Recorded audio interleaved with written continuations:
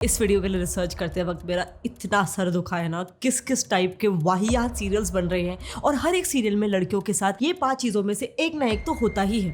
पहला, आइडियल बहू का सर्च। क्या हाल है मिस्टर पांचाल, ये पूरा सीरियल ही बेस्ड है एक आइडियल बहू के सर्च पर।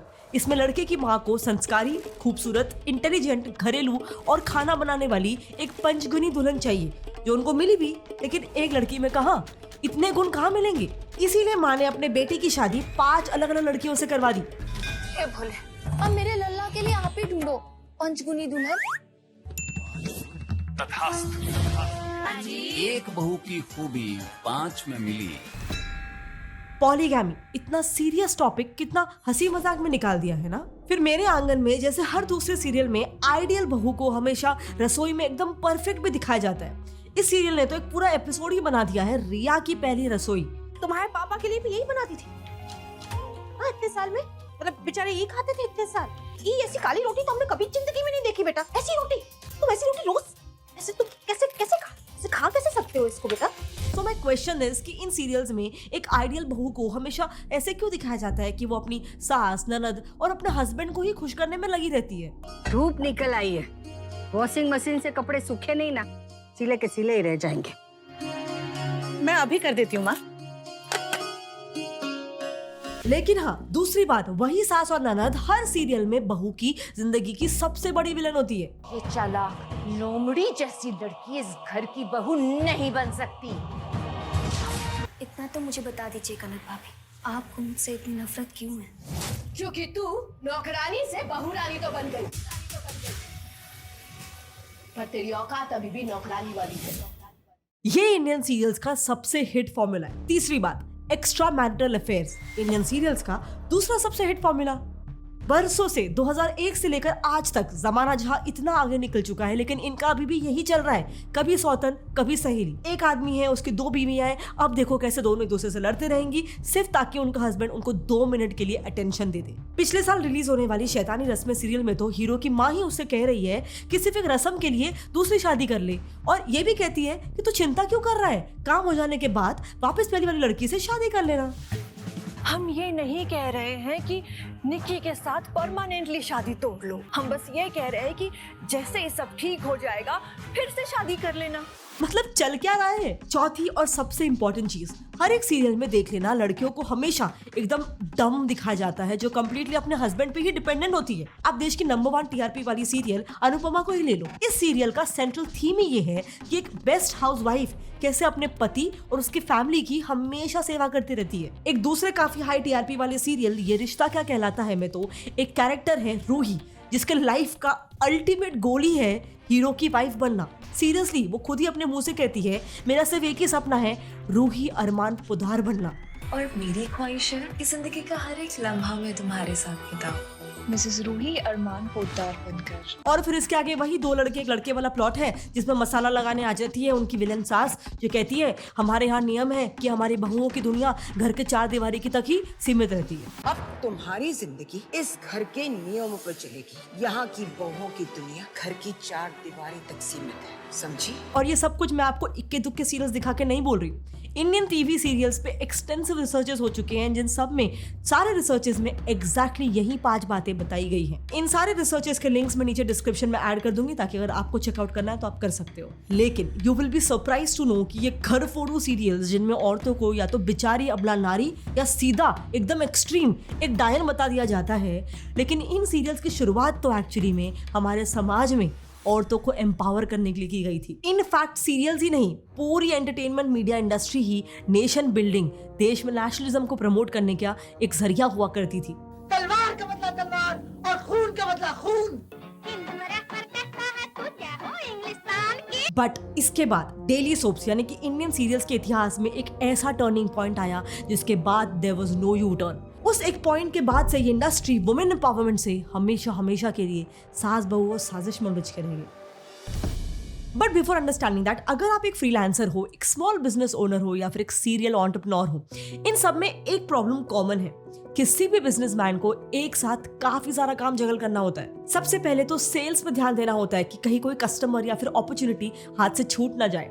इसके बाद customer relationship management CRM, e commerce website बनाना, इन्वेंट्री का ट्रैक रखना, रिक्रूटमेंट करना फॉर एम्प्लॉइज। इतना सब कुछ अकेले करने के लिए तो आपको सुपरमैन ही बनना पड़ेगा।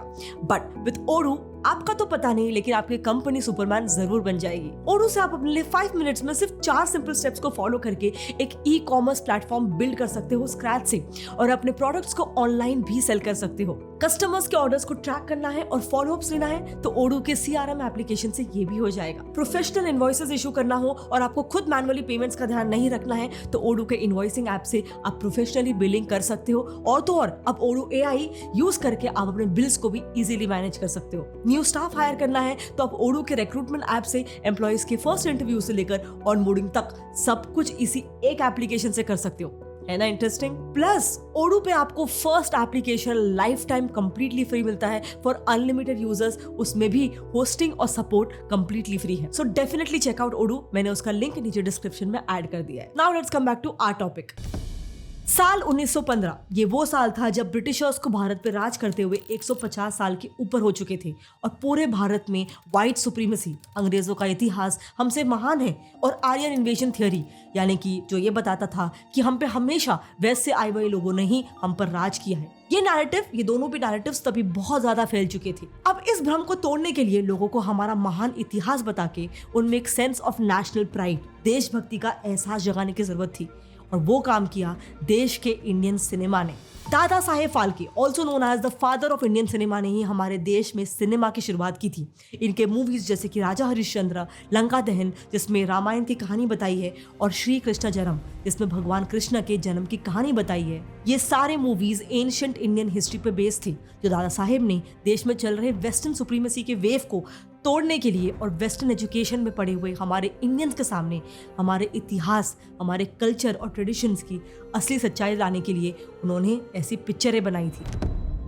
फिर 1940 से 1950s के एरा में तो हमारे देश में कम्युनल वायलेंस बहुत ज़्यादा बढ़ चुका था और एक सेपरेट देश पाकिस्तान बनने की मांग भी काफ़ी उठना शुरू हो चुकी थी। इसीलिए इस दौर में देश में भाईचारा प्रमोट हो और कम्युनल वायलेंस रुक जाए, इसके लिए 40 करोड़ पड़ोसी, भलाई और भाईचारा जैसी पिक्चरें बनाई गई, जिन सब में एक ही कॉमन मैसेज था कि हम सब हिंदुस्तानी हैं, हम सब एक हैं।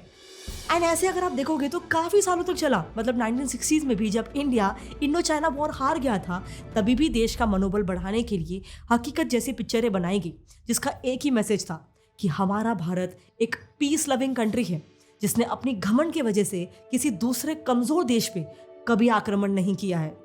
क्या हिंदुस्तानी फौज ने आगे बढ़कर किसी की धरती पे कब्जा किया? तो क्या आज हम अपनी सदियों पुरानी परंपरा को तोड़कर किसी दूसरे देश के बंजर और पथरीले इलाकों पे कब्जा करें? फिर आया दौर 1980s का। देश में सोशल इश्यूज जैसे कि अल्कोहलिज्म, जेंडर डिस्क्रिमिनेशन, डाउरी बहुत ही तेजी से बढ़ रहा था। जैसा हमारा भोला भाला लड़का है, वैसे ही कोई खानदानी अमीर खूबसूरत लड़की बताओ। लेकिन इस बार सोच ये थी कि कोई बड़े पर्दे का सिनेमा नहीं, बल्कि छोटे स्क्रीन में घरों घरों में देश का पहला टीवी सीरियल रिलीज हो। और ये आइडिया किसी इंडियन का नहीं, बल्कि एक मैक्सिकन डायरेक्टर मिगुएल सैबिडो का था। यस, एक मैक्सिकन ने इंडिया के पहले सीरियल की शुरुआत की थी। मई 1983 में सैबिडो दिल्ली के आकाशवाणी भवन में अपनी सक्सेसफुल हुई मैक्सिकन टीवी शो वेन कॉन्मिगो की राइटिंग स्टाइल को सबको सिखाने के लिए वहां पर एक वर्कशॉप लेने आए थे। एक्चुअली सैबिडो अपने सीरियल्स की कहानी लिखते ही ऐसे थे, मतलब उनका एक स्टाइल था कि वो मेक्सिको का कल्चर और देश में जो गुड सोशल वैल्यूज है उन्हें पॉजिटिवली प्रमोट करने के लिए अपने सीरियल्स में राइटिंग स्टाइल को अपनाते थे। तो जब वो आकाशवाणी भवन में वर्कशॉप ले रहे थे, तब उनको ये आइडिया आया कि इंडिया में भी तो ये जॉनर इंट्रोड्यूस हो सकता है।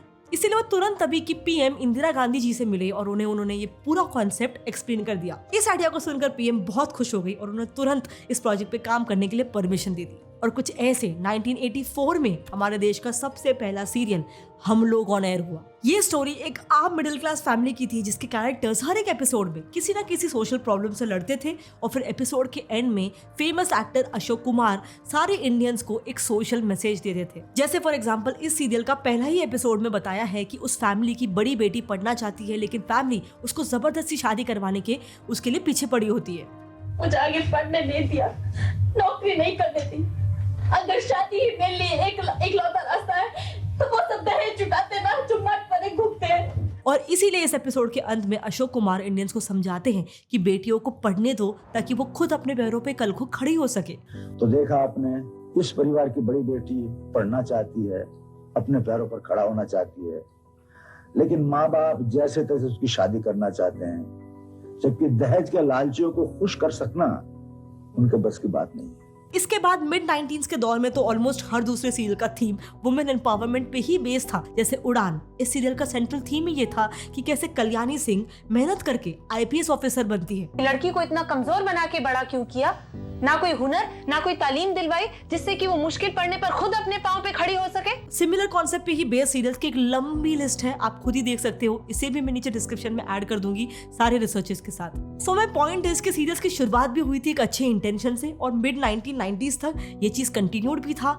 ये सीरियल्स को यूज किया जाता था समाज में एक अच्छा मैसेज देने के लिए। बट अफसोस ये नैरेटिव ज्यादा टाइम तक टिका नहीं। ईयर 2000 शुरू होते ही सब कुछ बदल गया। इंडियन सीरियल्स में जो औरतें प्रोग्रेसिव बताई जाती थी अब उन्हें ही रिग्रेसिव बताया जाने लगा और इसके पीछे की वजह थी सिर्फ एक स्टार प्लस और जी टीवी की राइवलरी। देखो 1990s तक देश में सिर्फ एक ही टीवी चैनल था, DD यानी कि दूरदर्शन, जो गवर्नमेंट ओन था। बट 1991 में इंडिया ने बाकी सेक्टर्स की तरह ही फिल्म सेक्टर को भी प्राइवेटाइज कर दिया। अब ये होते ही स्टार टीवी, MTV, जी जैसे बहुत से प्राइवेटली ओन चैनल्स इंडिया में स्टार्ट हो गए। आप ये सोचो, देश में सैटेलाइट रेडियो स्टेशंस जो चैनल्स को टीवी तक पहुंचाते हैं, हमारे सामने तक लाते हैं, वो 1990s के बाद से 6 स्टेशन थे जो पहले वो सीधा 300 तक पहुंच गए थे। मतलब एक तरीके से 1990s के बाद टीवी सब जगह वायरल हो गया था। अब पहले सिर्फ देश में एक ही चैनल होने की वजह से जो सीरियल्स बना करती थी वो क्वालिटी और वैल्यू बेस्ड कंटेंट पे ही फोकस करते थे। एक तो ये गवर्नमेंट ओन था और दूसरी बात उनके पास कोई कंपटीशन भी नहीं था, लोगों के पास और कोई चॉइस ही नहीं था DD देखने के अलावा। लेकिन जैसे ही मार्केट में बहुत सारे चैनल्स की एंट्री हो गई, इससे एकदम से कंपटीशन बढ़ गया और सारे चैनल्स TRP के पीछे भागने लग गए। ऐसे ही व्यूअरशिप यानी कि TRP की जंग 2 टीवी नेटवर्क राइवल्स जी और स्टार के बीच में भी छिड़ गई। अब इस कंपटीशन में स्टार को किसी भी हालत में जी को पीछे छोड़ना ही था और ऐसे कट थ्रोट सिचुएशन में स्टार नेटवर्क ने एक चांस लिया। उन्होंने एक ऐसी लड़की को चांस दिया जिसे टीवी सीरियल्स मार्केट में आए हुए सिर्फ 5 साल का ही एक्सपीरियंस था और वो लड़की और कोई नहीं, एकता कपूर थी। एकता कपूर ने स्टार नेटवर्क को उनका पहला हिट सीरियल क्योंकि सास भी कभी बहू थी पिच किया एंड मुझे आई डोंट थिंक बताने की जरूरत है ये सीरियल कितना ज्यादा हिट हुआ एंड इसी के साथ ये फॉर्मूला भी सुपर हिट हो गया। इसके बाद फिर ऐसे ही सास बहू और साजिश वाले सीरियल्स की लाइन लग गई, कहानी घर घर की, कभी सौतन कभी सहेली एंड सो मेनी मोर। और आज स्थिति ये आ गई है कि broadcast audience research council of India BARC जो TRP मेजर करते हैं, उन्होंने रिसेंटली देश के टॉप 10 TRP वाले चैनल्स की एक रैंकिंग पब्लिश की थी एंड आई वाज शॉक्ड। उसमें अगर आप देखोगे तो टॉप 10 पे एक भी न्यूज़ चैनल या फिर डिस्कवरी, नैट जियो जैसे इंफोटेनमेंट चैनल्स थे ही नहीं, बल्कि उसमें तो सारे स्टार प्लस, जी कन्नड़ा जैसे चैनल्स ही टॉप पे थे जो सारे सीरियल्स दिखाते हैं। अब ऐसे मत समझना कि सिर्फ आंटियां ही इसे देखती होंगी, नहीं, यंग कॉलेज गोइंग स्टूडेंट्स भी ये सीरियल्स देखते हैं। What do you think of Indian television shows? Are they good, bad or worse? I mean, they are good. अच्छे हैं, like टाइम पास के लिए। I feel कि थोड़ा फन हो जाता है। दिस शोज के सीरियल्स हमारे सोसाइटी में कितना डीपली पेनिट्रेट कर चुके हैं, हमारे डेली लाइफ कल्चर का एक हिस्सा बन चुके हैं। बट द प्रॉब्लम इज कि ये सीरियल्स औरतों को क्या मैसेज दे रहे हैं, क्या सिखा रहे हैं। इंडिया छोड़ दो, बांग्लादेश तक हमारे इन सीरियल से कितना परेशान है। वहां तो इसी महीने एक पिटीशन भी फाइल हो रखा है to ban these Indian serials, जिसमें से इन चैनल्स को बैन करने का रीजन उन्होंने मेंशन किया है। Number 1, provoking sexual behaviour, instigating pre and extra marital affair, criminal activity promote करना, परिवार में कॉन्फ्लिक्ट्स को प्रोवोक करना, सास बहू के बीच में झगड़ा लगाना, यही सारी बातें। आप बिलीव नहीं करोगे, स्टार बंगला पे 2014 में एक बंगाली सीरियल आया करती थी, भोजेना से भोजेना। उसमें कैरेक्टर पाखी की एक ड्रेस वहां पे बांग्लादेश में इतनी फेमस हो गई कि कितनी सारी औरतें अपने हस्बैंड से ईद में वही ड्रेस गिफ्ट में मांगने लग गई। लेकिन ईद पे हस्बैंड्स के उस ड्रेस को ना देने पे कुछ बांग्लादेशी औरतों ने अपने हस्बैंड्स को डिवोर्स दे दिया और जो डिवोर्स नहीं ले पाई उन औरतों ने सुसाइड कर लिया। कैन यू इमेजिन, एक सीरियल में दिखाई ड्रेस नहीं मिलने के लिए। इसीलिए बांग्लादेश का कहना है कि इंडियन सीरियल्स उनके देश का कल्चर बर्बाद कर रही है and I definitely agree with that. इसके अलावा electronic journal of social and strategic studies में पब्लिश्ड रिसर्च पेपर ने इसे प्रूव भी किया है। उन्होंने हमारे देश के मेट्रो सिटीज यानी कि दिल्ली, मुंबई, अहमदाबाद जैसे सिटीज में मेल्स को सर्वे किया, उनसे सवाल पूछा और उसमें उन्होंने देखा कि ऑलमोस्ट 50% इंडियन मेल्स यही मानते हैं कि सीरियल्स में जैसे कैरेक्टर्स दिखाए जाते हैं वो एकदम करेक्ट है। इंडिया में वाकई में हमारे समाज में ऐसे ही कैरेक्टर्स एग्जिस्ट करते हैं। इनफैक्ट उन लोगों ने ये भी बताया कि जो सीरियल्स में दिखाया जाता है, जैसे मेल्स को दिखाया जाता है कि दे डोंट क्राई, वो हमेशा घर में सिर्फ अकेले वही कमाते हैं, पूरे फैमिली का प्रेशर उन्हीं के ऊपर है। तो जो औरतें ये सीरियल्स देखती थी वो अपने हस्बैंड से यही चीज़ डिमांड करती थी, वो भी चाहती थी कि जैसे सीरियल्स में दिखाया गया है मेरा हस्बैंड भी वैसा ही हो। आंध्रा यूनिवर्सिटी की एक रिसर्च में ये भी क्लियरली स्टेटेड है कि इन सीरियल्स में दिखाए नेगेटिव प्लॉट से हमारी इंडियन औरतें हेवीली इन्फ्लुएंस हो रही है। इनफैक्ट रिसर्च में तो ये सब मेंशन है कि ये सब देखकर वो अपने ही घर वालों के साथ एक सीरियल कैरेक्टर की तरह नेगेटिवली बिहेव करती है। एंड अगर आप देखोगे तो आपको इसके बहुत सारे एग्जांपल्स मिल जाएंगे। मतलब बिहेवियर चेंज करना छोड़ ही दो, सीरियल्स और मूवीज का हम पर, हमारे देश में इतना इन्फ्लुएंस है कि इस पे दिखाए क्राइम्स देख के लोग वही सेम क्राइम्स करने के लिए इन्फ्लुएंस तक हो जा रहे हैं। मुंबई में एक 15 साल के बच्चे ने सावधान इंडिया जैसा क्राइम शो देख के किडनैपिंग कर ली। गुड़गांव में तो एक औरत ने ऐसा ही एक क्राइम शो देख के अपने इन-लॉज को जला दिया। एंड ऐसे एक दो नहीं, आपको कई सारे एग्जांपल्स मिल जाएंगे जहाँ पे बच्चे ऐसे टीवी शोज, मूवीज वगैरह के क्राइम्स देख के खुद भी क्राइम करने के लिए मोटिवेट हो रहे हैं। Now imagine the influence media has on our brain. Be very mindful of what content you consume, चाहे आप चाहो या ना चाहो, it is shaping your reality. Hope this video helps. हो सके तो इस वीडियो को उन लोगों तक पहुंचाओ जो सीरियल्स काफ़ी कंज्यूम करते हैं, अपने फैमिली ग्रुप्स पे भी सेंड कर सकते हो। एंड अगर आपको मेरा ये वीडियो पसंद आया तो आपको ये वाला वीडियो भी पसंद आएगा, जहां हम यूट्यूब किड्स पे कंटेंट्स के बारे में डिस्कस कर रहे हैं, जो होना तो चाहिए चिल्ड्रन फ्रेंडली। मतलब यूट्यूब किड्स सेक्शन है तो चिल्ड्रन फ्रेंडली होना चाहिए, लेकिन ऐसे कई सारे वीडियोज़ वहाँ पे देखे गए हैं जो sexually suggestive, vulgar, violent and even self harm content, suicidal content वहाँ पे दिखा रहे हैं। सो अगर आप वो वीडियो देखना चाहते हो तो आप यहाँ पे लेफ्ट पे क्लिक करके उसे देख सकते हो। मिलते हैं अगले वीडियो में, तब तक के लिए जय हिंद।